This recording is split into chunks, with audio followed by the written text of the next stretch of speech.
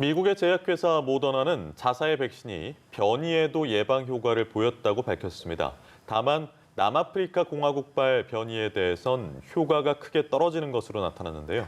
네, 워싱턴 특파원 연결해서 자세히 알아보겠습니다. 이경희 특파원.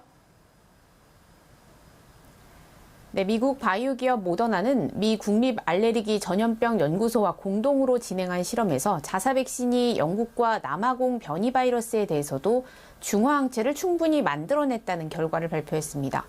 모더나 백신을 2회 투여하면 현재까지 알려진 변이 코로나19에 대해서도 예방을 기대할 수 있다는 건데요.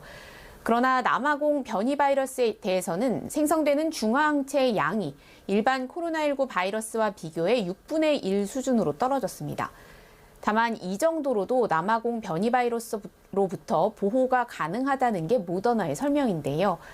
그러나 남아공 변이에 대해선 면역력이 더욱 빠르게 약해질 가능성도 있는 것으로 나타났습니다. 모더나는 남아공 변이에 대한 예방 효과를 높이기 위해 기존 백신을 수정한 새로운 백신을 개발해 조만간 임상시험에 들어갈 계획입니다. 영국과 남아공에서 각각 처음 발견된 변이 바이러스는 기존 코로나19보다 전염력이 훨씬 더 강한 것으로 알려져 있는데요.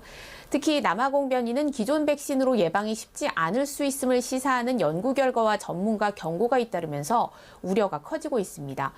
미국은 오늘 전염성이 강한 변이가 발견된 남아프리카 공화국을 미국 비시민권자의 미국 입국 제한 대상에 추가했습니다.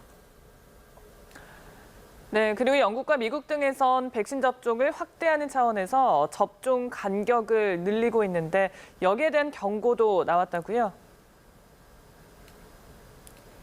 네, 1, 2차 백신 접종 간격 확대는 영국이 처음 채택했고 미 질병통제예방센터도 지난 23일 예외적인 경우에 한해 접종 간격을 최대 6주까지 늘릴 수 있다고 밝힌 상태입니다. 프랑스 정부도 이들 백신의 접종 간격을 2배로 할 것을 권고했는데요.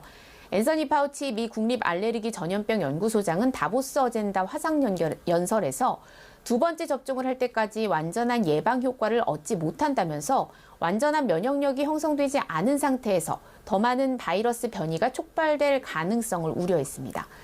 그러면서 임상시험에서 보여준 일정에 따라 접종하는 게 최선이라고 거듭 강조했는데요. 파우치 소장은 비록 백신의 효능이 충분히 견실해 우리가 지금 사용하는 백신들이 영국과 남아공에서의 변이 둘 다에 유효할 것이지만 접종 간격 확대는 백신 효과에 대한 위협이 상당히 더 많은 것 같다고 우려했습니다. 또 더 많은 변이가 나올 가능성 때문에 과학자들은 필요하다면 백신을 적응시킬 준비를 해야 한다고도 말했습니다. 지금까지 워싱턴에서 전해드렸습니다.